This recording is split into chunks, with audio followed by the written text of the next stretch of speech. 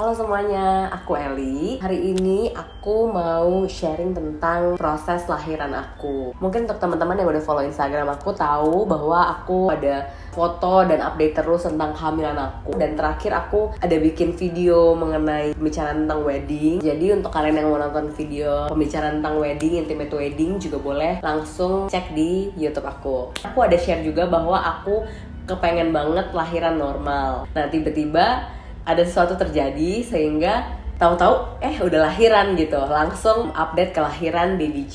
Nah beberapa teman-teman nanya, aku tuh lahirannya normal atau sesar? Karena setelah lahiran itu sampai sekarang baby G udah 3 bulan, aku belum ada update sama sekali mengenai proses lahiran aku. Kayak hari ini aku mau bikin video menceritakan tentang kelahiran baby G itu, prosesnya bagaimana dan kenapa bisa sampai tiba-tiba udah lahir gitu. Memang udah waktunya, cuma gak ada update apa-apa, tiba-tiba oke.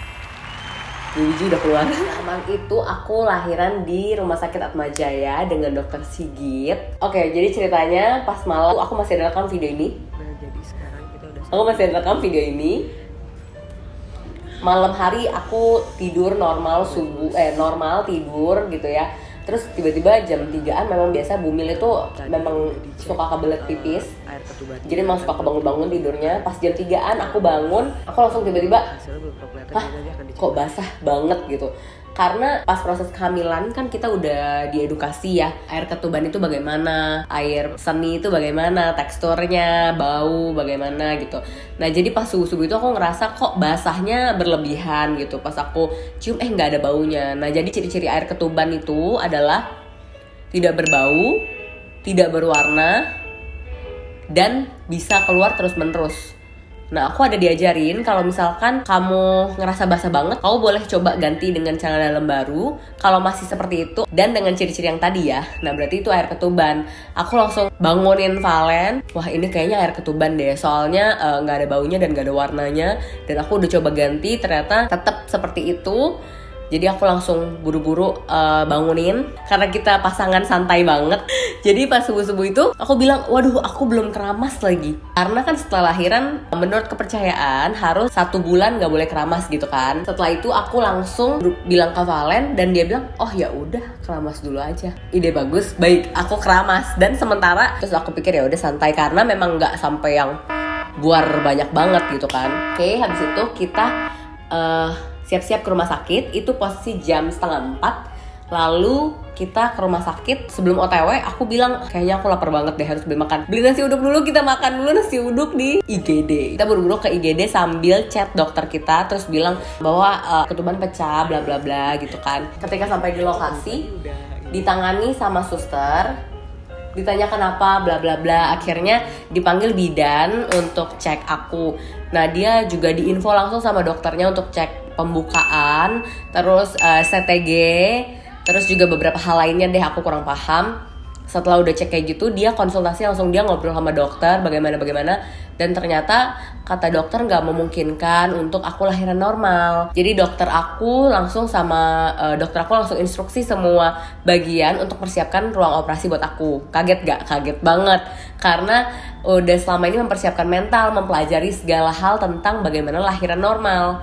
Tiba-tiba dokternya belum sempat ngobrol sama aku, dia udah bilang sama timnya untuk mempersiapkan lahiran normal. Aku percaya bahwa dokter mungkin lebih paham mengenai itu. Jadi pas nyampe udah periksa segala macam, sambil nunggu keputusan dokter. Nah dokter bilang bahwa aku harus operasi karena aku baru pembukaan 1 ketika dicek sekitar jam 6 atau jam 7 pagi. Dan ini aku anak pertama, jadi agak sulit untuk nunggu sampai pembukaan lengkap atau pembukaan 10. Katanya normal pembukaan 1 sampai pembukaan 5 aja butuh, ada yang 1 hari, ada yang beberapa jam ya, ada yang kalau cepat, ada yang bisa sampai 1 minggu gitu, the latest. Tapi karena aku anak pertama jadi agak lama. Kalau misalnya udah pembukaan 5 mungkin akan lebih cepat sampai ke pembukaan lengkap gitu. Jadi daripada beresiko dan juga nunggu terlalu lama, yang ditakutkan adalah kalau dipaksakan, yang ditakutkan adalah dry labor, yaitu melahirkan tapi ketika kita mau usaha normal di saat waktu yang pembukaannya udah lengkap malah ternyata kering di dalam dan bayinya nggak bisa keluar. Kan kita nggak mau sampai hal tersebut terjadi gitu. Jadi kita ambil cara aman, ya udah yang penting keselamatan mami dan anaknya aja gitu. Jadi nggak perlu dipaksakan dengan cara apa. Cara itu hanya proses penyampaiannya, tapi yang terbaik itu adalah gimana mam sama baby bisa selamat gitu. Jadi jangan dipaksakan hanya karena kata orang, hanya karena sebenarnya kalau dibayangin itu kayak cuman mau kemauan kita aja kan ya. Kita mau begini supaya ada yang bilang supaya jadi lebih kayak jadi ibu lah, terus bisa merasakan pengorbanannya lah. Ya banyak banget lah ya perkataan orang mengenai lahiran normal dan sesar. Yang aku rasakan pribadi, yang banyak orang bilang lahiran sesar itu nggak sakit, yang aku rasain tuh yang pas lahiran sesar pun sakit banget. Karena sebelumnya aku mau cerita ya bahwa ketika aku putuskan untuk lahiran normal kan pasti menunggu kontraksi, dan memang udah melakukan berbagai cara, banyak jalan, ada naik turun tangga, juga pakai gym ball, latihan dan segala macam. Tapi ya memang kehendak berkata lain gitu. Nah jadi due date aku itu sebenarnya tanggal sekitar 12 sampai 13 Desember, itu di 40 minggu. Najih lahir di 39 minggu 1 hari. Nah jadi udah boleh melahirkan itu sekitar matang ya, tunggu matang itu sekitar 36 atau 38 gitu, aku lupa. Tanggal 18 November lah itu sudah diperbolehkan untuk melahirkan, istilahnya udah matang lah janinnya untuk dilahirkan bayinya. Jadi dari tanggal 17 November itu aku udah kontraksi sampai hari H, berarti tanggal 3 Desember ya. Itu lumayan lama, kayak 2 minggu lebih gitu aku udah kontraksi setiap hari.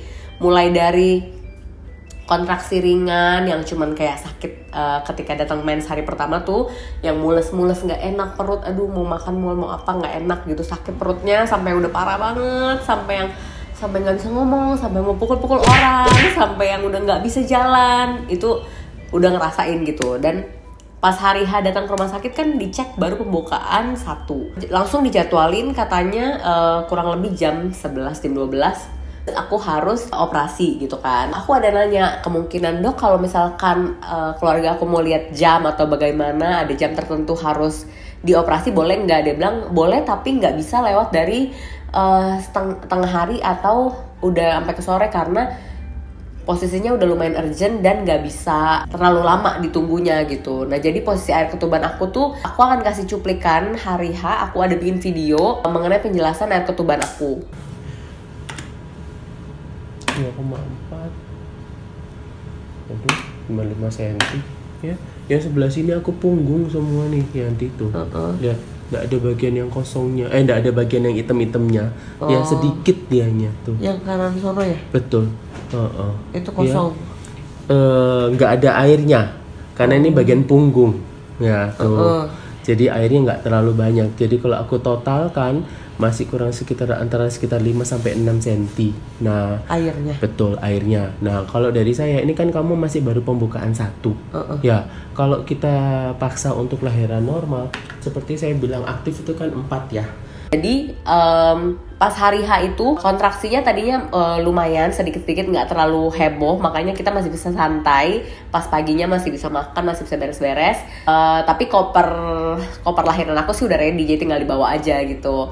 Nah pas kontraksi pagi-pagi, setelah ditentukan jamnya jam segini, dari jam 7-8 itu sampai jam 11 itu kan masih kontraksi terus, dan air ketuban udah makin berasa keluar makin banyak. Nah pas aku mau masuk ke ruang operasi aja, aku inget air ketuban udah makin ngeres kemana-mana, jadi kayak udah basah gitu. Nah sebelum aku masuk ke ruang operasi kan masih nunggu beberapa jam, nah itu kontraksi makin parah, dan udah aku ngerasanya kayaknya udah pembukaan makin besar, karena pas aku ke toilet makin keluar darah makin banyak gitu. Jadi aku tuh sebenarnya agak ngegantung antara lahiran normal dan lahiran sesar gitu. Sebenarnya mungkin kalau mau ditunggu bisa, tapi beresiko gitu. Tapi aku nggak mau kekeh dan terlalu keras kepala sama pilihan aku, karena takutnya terjadi hal yang tidak diinginkan gitu. Jadi sampai aku tuh yang di momen sebelum aku operasi itu adalah kontraksi tersakit, dan benar-benar di bagian vagina itu udah terlalu sakit banget ya, sampai udah keluar darah banyak banget. Dan aku di posisi itu benar-benar yang sampai susah jalan. Jadi udah kebayang ya, susah jalan, sakit banget, dan udah keluar darah banyak. Tapi darahnya bukan yang sampai heboh banget, cuman udah lumayan lebih banyak dari istilahnya udah bukan flek lagi tapi udah keluar banyak ya. Jadi pas lagi buang air kecil itu udah kelihatan banget. Itu udah posisi sampai susah naik kasur, sampainya itu udah yang sampai kayak gitu. Nah aku nggak tahu lagi, nggak ngecek lagi itu udah pembukaan berapa karena udah ditentuin juga mau sesar dan udah ngecek juga kondisinya sebelumnya sama dokter. Jadi setelah dokter arahkan suster-suster untuk oke, ini harus dioperasi, ini harus sesar dan siapkan ruang operasi bla bla bla. Nah jam 8-an atau jam 9-an, jam 8 sekitar jam 8, aku udah nunggu dari jam 5 ya. Terus suster udah periksa sekitar jam 6, jam 7, dokter datang jam 8, USG terakhir dan dia cek segala macam dan dia jelasin ke aku bagaimana kondisinya. Makanya kita harus ambil sesar bla bla bla. Aku ada dokumentasinya juga. Setelah keputusan itu akhirnya ya udah tentukan sesar. Aku jujur pas tahu aku harus sesar aku nangis sih, sedih banget gitu. Mungkin nggak tahu yang udah pernah ngerasain bisa tahu rasanya kayak gimana. Yang belum pernah ngerasain mungkin ngerasa agak lebay atau gimana, tapi sakit aja, nggak sesuai dengan ekspektasi kita. Dan aku mau berusaha yang terbaik sih. Memang pengen jalurnya normal biar. Tapi memang ya kenyataan berkata lain, aku harus sesar dengan pecah ketuban itu. Mulai sebenarnya pas tahu keadaan kayak gitu mulai menyalahkan diri atau mulai berpikir aneh-aneh kayak apa kebanyakan jalan ya, apa kebanyakan main jimbol ya, atau kebanyakan begini begitu, salahnya begini, harusnya nggak boleh begini ya gitu. Jadi tapi tiba-tiba aku sadar nggak perlu menyalahkan diri. Bagaimanapun cara melahirkan, bagaimanapun prosesnya, sakitnya sekarang, itu semua sama dan akan mengantarkan aku ketemu baby yang lucu gitu loh. Jadi aku berusaha menguatkan diri, mungkin karena hormon ibu hamil juga dan ngerasain sakitnya kontraksi, jadi pikirannya udah sampai kemana-mana. Tapi aku percaya bagaimanapun cara penyampaiannya pasti akan aku tetap jadi seorang ibu yang sejati. Bagaimanapun setelahnya, aku sempat mikirin juga ASI atau nggak yakin juga ASI akan keluar bla bla bla. Tapi bagaimanapun melahirkan, bagaimanapun kita ngasuhnya nanti, kita akan tetap jadi seorang ibu yang baik untuk anak kita nantinya. Jadi kita lebih penting untuk berusaha jadi yang terbaik sih daripada sesuai dengan stigma-stigma yang diharuskan atau secara nggak langsung oleh komunitas dibentuk. Ibu sejati itu kayak gimana, itu nggak kayak gitu. Ibu sejati itu gimana kita mau berusaha yang terbaik untuk anak kita, udah itu aja. Jadi omongan orang, bagaimana stigma-stigma di luar sana, percaya aja kita bisa lakukan yang terbaik. Setelah itu aku berusaha menenangkan diri dan suami aku juga sempat lihat aku nangis gitu. Dia bilang that's okay gitu, nggak apa-apa. Bagaimanapun penyampaiannya nggak apa-apa. Bagaimanapun cara melahirkannya semua sama lah gitu. Sebenarnya memang sih banyak orang juga mau lahiran normal atau sesar karena biaya ya. Jadi kita sempat juga pas lagi saat-saat melahirkan itu, inget banget tuh lagi saat-saat tersusah kita, saat tersulit kita gitu. Suami aku juga lagi sibuk banget, ada deadline project waktu itu. Dan pasti melahirkan sesar dan normal kan beda kayak lumayan banyak ya. Di saat itu kita lagi kayak masa pernah habis ditipu orang dan dia lagi banyak deadline project. Bahkan pas udah anterin aku pas kontraksi, abis itu dia pergi sampai orang pada nanya, suster pada nanya gitu, suaminya mana ya bu, soalnya mau tanda tangan surat untuk menandakan setuju dioperasi dan lanjutkan administrasi gitu. Nah tapi suami aku lagi pergi, lagi ngurusin kerjaannya dulu sebentar, baru dia balik lagi jam berapa ya, 9-10 kayak gitu. Aku periksa USG pun sendirian. Dan bahkan hari terakhir aku nginep rumah sakit pun aku sendirian karena dia sibuk ngurusin kerjaan, bahkan sampai udah sampai tengah malam. Tapi di satu posisi aku harus ngerti karena di saat itu ya memang kondisi kita lagi sulit gitu, kayak serba salah dan memang harus menyelesaikan tanggung jawab gitu. Aku yakin, aku percaya banget aku dikasih kekuatan untuk nyelesain itu semua, melalui itu semua dengan bagaimanapun prosesnya. Jadi yang bisa aku ambil dari kejadian ini adalah bersyukur aja, semua udah ditentukan hal yang terbaik dan gak akan dikasih cobaan yang lebih daripada kekuatan kita gitu. Yang kita bisa lakuin yang terbaik, lewatin semuanya dengan bersyukur dan akhirnya bakal indah gitu. Sekarang baby aku lagi tidur di situ pakai bonser, jadinya aku bisa sharing ini sedikit.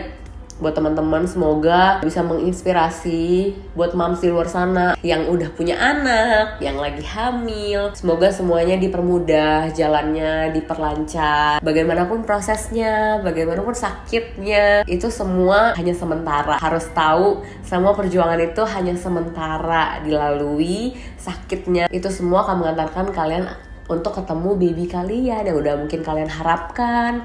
Mungkin untuk moms yang selama ini belum dapat anak. Jadi nikmatin prosesnya. Selalu berdoa untuk jadi diri yang terbaik aja, versi terbaik dari diri kalian, sehingga kalian boleh menginspirasi banyak orang juga di luar sana. Wanita itu kuat. Sebelum aku menutup video ini, ada satu yang lumayan menguatkan aku gitu. Ketika aku ngerasain kontraksi yang benar-benar sakit banget, yang di saat kontraksi yang sampai nggak bisa jawab omongan orang, kontraksi yang nggak bisa kamu tahan, kontraksi yang bikin kamu nggak bisa jalan, kamu nggak bisa jawab lagi omongan orang ketika orang nanya, itu udah benar-benar sekuat itu kontraksinya. Hal yang bikin aku selalu ingat satu kalimat ini yang aku lihat di video. Dia bilang tubuh wanita itu luar biasa, dia bisa menahan sakit yang seperti ini, sakit yang luar biasa ini, karena tubuh wanita sudah dibentuk dan didesain dan diperkuat untuk merasakan sakit seperti ini.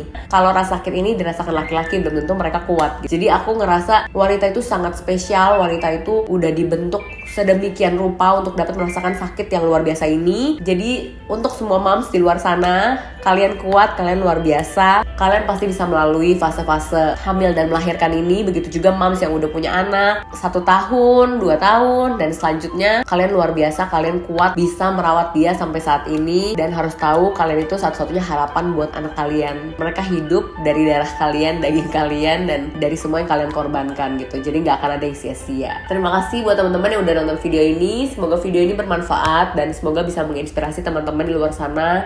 Jangan pernah putus asa. Terima kasih udah nonton video ini. Have a good day.